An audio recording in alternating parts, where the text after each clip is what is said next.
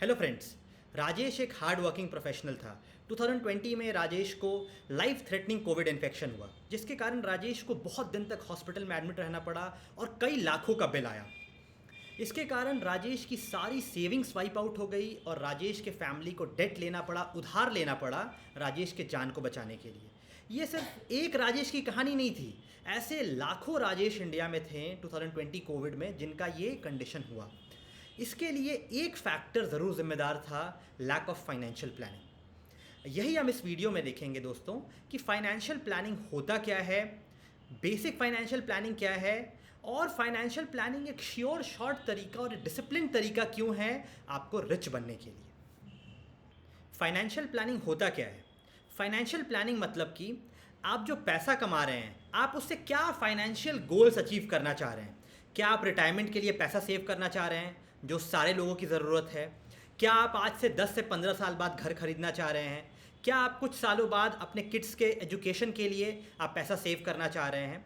तो financial planning में first step है आपको अपना फाइनेंशियल गोल डिटरमाइन करना है कि आपका गोल्स क्या है, और गोल्स डिटरमाइन करने के बाद क्या स्ट्रैटेजी आप अपनाएं ताकि आप उन गोल को अचीव कर पाएं। तो ये मतलब एक बेसिक फ्रेमवर्क होता है ये फाइनेंशियल प्लानिंग का। लेकिन इन सब चीज़ों पे आने से पहले फाइनेंशियल प्लानिंग के कुछ बेसिक्स हैं, कुछ बेडरॉक हैं जो पहले हम लोग को कवर कर लेने होने चाहिए, वही हम लोग देखेंगे। बेसिक फाइनेंशियल प्लानिंग का सबसे पहला स्टेप है एक हेल्थ इंश्योरेंस होना। अगर आप वर्ल्ड हेल्थ ऑर्गेनाइजेशन के डेटा को देखते हैं तो सिर्फ 10% इंडियंस के पास हेल्थ इंश्योरेंस है। बाकी 90% इंडियंस को अगर कोई भी हेल्थ इश्यूज आती है तो वो पैसा कहाँ से देते हैं? वो अपने पॉकेट से देते हैं। In case of major health crisis बहुत सारे केसेस में देखा गया है कि लोगों को अपने एसेट्स को बेचना पड़ता है, जैसे कि घर को या ज़मीन को बेचना पड़ता है या उधार लेना पड़ता है, जो उनके स्टैंडर्ड ऑफ लाइफ को बहुत पीछे ढकेल देती है और उनको एक पॉवर्टी में ढकेल देती है। तो हेल्थ इंश्योरेंस होना एक बहुत ही क्रिटिकल चीज़ है और टॉप मोस्ट प्रायोरिटी में आपके होना चाहिए। और हेल्थ इंश्योरेंस का एक सबसे अच्छा चीज़ क्या है, आप जितना जल्दी हेल्थ इंश्योरेंस लेंगे आपको उतना कम इंश्योरेंस प्रीमियम आपको पे करना पड़ेगा। मैं आपको एक एग्जांपल के तौर पे बताता हूँ। अगर आप देखेंगे, जैसे ये जो चार्ट आप देख रहे हैं, इसमें क्या है, अगर कोई मैरिड कपल है, 27 ईयर्स का मैरिड कपल है, अगर वो मान लीजिए 5 लाख का हेल्थ इंश्योरेंस लेता है, जो कि एक सफिशेंट अमाउंट है उतने यंग एज में, उसके लिए उसको एनुअल प्रीमियम कितना पे करना पड़ेगा? अराउंड 9,500। एक साल में आप 9,000 ₹9,500 भर रहे हैं, जो कि बहुत ज़्यादा बिल्कुल नहीं है। अगर किसी का फैमिली है, हस्बैंड वाइफ और 2 बच्चे हैं, उस केस में आप अपने इंश्योरेंस को बढ़ा सकते हैं, 7 से 8 लाख का ले सकते हैं। उस केस में आपका इंश्योरेंस कितना हो जाएगा प्रीमियम पर ईयर का? 16,000 रुपये, जो कि लगभग 1,500 के आसपास महीने का आता है, जो कि बिल्कुल भी ज़्यादा अमाउंट नहीं है। लेकिन जैसे जैसे आप ज़्यादा आपका एज बढ़ते जाएगा, अगर आप इंश्योरेंस लिमिट्स लेते हैं तो आपका प्रीमियम भी आपको ज़्यादा भरना पड़ेगा। तो हेल्थ इंश्योरेंस एक सबसे बेसिक चीज़ है जो आपके पास होना चाहिए। दूसरा इंपॉर्टेंट चीज़ है life insurance. Life insurance specially जो ब्रेड विनर है फैमिली के, जिनके ऊपर फैमिली का सारा दारोमदार है, उनको लाइफ इंश्योरेंस बिल्कुल लेना चाहिए, क्योंकि अनहोनी देख के नहीं आती है। और ब्रेड विनर के नहीं रहने के बाद उनके फैमिली एक पर्टिकुलर स्टैंडर्ड ऑफ लाइफ जी सके, उन्हें कोई परेशानी ना हो, इसलिए लाइफ इंश्योरेंस लेना बहुत ही ज़्यादा ज़रूरी है। जैसे कि हमने हेल्थ इंश्योरेंस के साथ देखा, लाइफ इंश्योरेंस में भी आप जितना जल्दी लाइफ इंश्योरेंस लेते हैं उतना कम प्रीमियम आपको देना पड़ता है। और लाइफ इंश्योरेंस के साथ एक ये है कि लाइफ इंश्योरेंस का premium through out the tenure same रहता है। एक एग्जाम्पल के जरिए हम लोग देखते हैं। ये एक चार्ट है। मान लीजिए लाइफ इंश्योरेंस जनरली लिया आता है कब तक के लिए? 60 साल की उम्र के लिए। अगर कोई 30 साल का आदमी है, उसे लाइफ इंश्योरेंस कितना चाहिए होगा? टेन्योर कवर 30 साल। तो उसको अगर 1 करोड़ का चाहिए तो उसको कितना प्रीमियम पे करना पड़ेगा? 8,378 रुपये। अगर कोई 35 साल का है तो 60 साल तक अगर उसे कवर चाहिए तो 25 साल का कवर लेगा, उसके लिए प्रीमियम बढ़ गया 10,384 रुपये। अगर कोई 40 साल का है तो वो कितने का कवर लेगा? 60 साल तक के लिए 20 साल का कवर, तो उसे 13,000 रुपये प्रीमियम देना पड़ेगा। तो आप देख रहे हैं एज के साथ क्या है, प्रीमियम बढ़ते जा रहे हैं। और लाइफ इंश्योरेंस के साथ आप क्या कर सकते हैं, आजकल बहुत सारी कंपनियां हैं, HDFC हो चाहे टाटा हो, लाइफ इंश्योरेंस के साथ आपको एक क्रिटिकल इलनेस कवर दे रही है। कोई भी 15 से 20 क्रिटिकल इलनेस वो आपको लाइफ इंश्योरेंस के साथ क्लब कर दे रही हैं।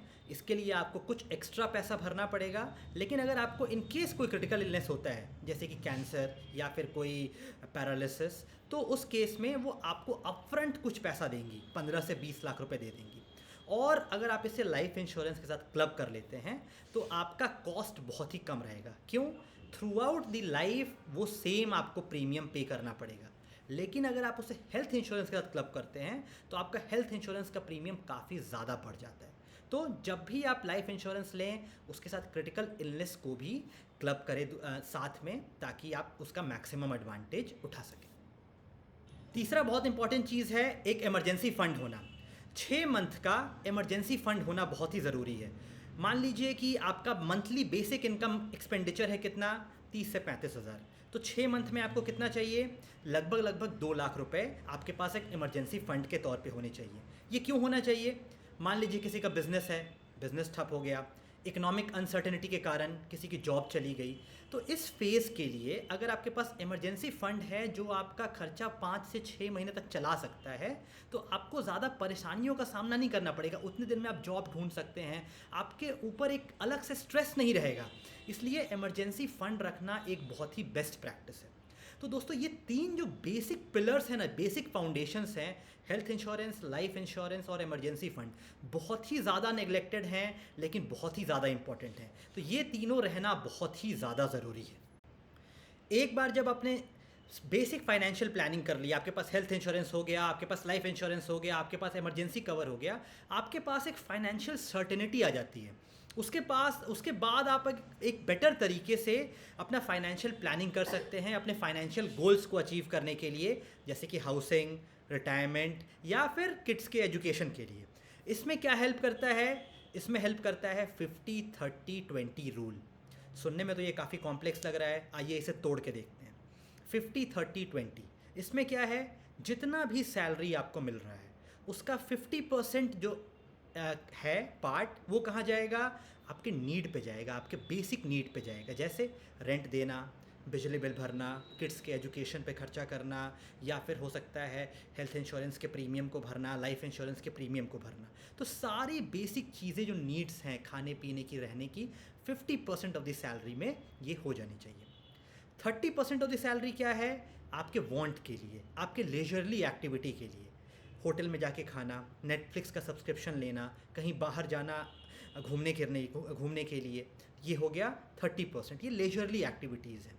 और 20% बिल्कुल सेविंग करना ही करना चाहिए। जो भी सैलरी है उसका 20% कंपोनेंट सेविंग में होना चाहिए। तो क्या हुआ? 50% तो बेसिक नीड्स में चला ही चला गया, 20% सेविंग में है, 30% कहाँ है? लेजरली एक्टिविटी में। अगर आपने लेजरली एक्टिविटी को अपने घटा दिया 30% से 20%, तो आप सेविंग कितना कर पाएंगे? 30%। तो ये डिपेंड करता है कि आपका कितना वांट्स है, आप उसे कितना एक बैलेंस तरीके से रखते हैं ताकि आप मैक्सिमम सेविंग कर पाएँ अपने फाइनेंशियल गोल्स के लिए। फाइनेंशियल गोल्स को अचीव करने में एक बहुत ही मतलब मोस्ट इम्पॉर्टेंट इंस्ट्रूमेंट है म्यूचुअल फंड। म्यूचुअल फंड एक बहुत ही सिंपल फाइनेंशियल इंस्ट्रूमेंट है जिससे आप एक बहुत ही बड़ा वेल्थ क्रिएट कर सकते हैं over a period of time और अपने फाइनेंशियल गोल्स को अचीव कर सकते हैं। म्यूचुअल फंड में आप सिस्टमैटिक इन्वेस्टमेंट प्लान, या जिसे फेमसली सिप कहा जाता है, उसके थ्रू आप इन्वेस्ट कर सकते हैं। जितना आपका सैलरी है उसका आप 15-20% आप म्यूचुअल फंड में पर मंथ सिप के थ्रू इन्वेस्ट कर सकते हैं। जो पैसा आपने इन्वेस्ट किया वो क्या है? वो उस पैसा इन्वेस्ट करने के बाद वो आपका हेडेक नहीं है, आपकी दिक्कत नहीं है। म्यूचुअल फंड मैनेजर्स हैं, वो एक्सपर्ट्स हैं, वो आपके पैसे को लगाते हैं अच्छे जगहों पे ताकि आपको एक अच्छा रिटर्न मिल सके। और अगर आप हिस्टोरिकल एवरेजेस देखें म्यूचुअल फंड के रिटर्न में, तो आपको 10-12% return over a period of 15-20 years बहुत ही आराम से मिल सकता है, कंपाउंडेड। और इसे हम लोग सिंपल चार्ट के थ्रू समझने की कोशिश करते हैं कि पावर ऑफ कंपाउंडिंग और मतलब डिसिप्लिन्ड इन्वेस्टिंग अगर आप कर रहे हैं तो कितना आसान है फाइनेंशियल गोल्स को अचीव करना। मान लीजिए राम है, अगर वो 25 साल में स्टार्ट कर रहा है म्यूचुअल फंड में इन्वेस्टिंग, साल में वो इन्वेस्ट कर रहा है कितना? 1 साल में 1 लाख रुपए, और रिटर्न कितना मिल रहा है? मान लीजिए 10%, जो कि कम से कम मैं ले रहा हूँ। तो 1 लाख इन्वेस्ट किया, रिटर्न कितना मिला? 1,10,000। नेक्स्ट ईयर क्या हुआ, 1 लाख और इन्वेस्ट किया, तो टोटल इन्वेस्टमेंट कितना हो गया, 2,10,000। 2,10,000 पे इंटरेस्ट मिला 10%, तो कितना हो गया, 2,31,000।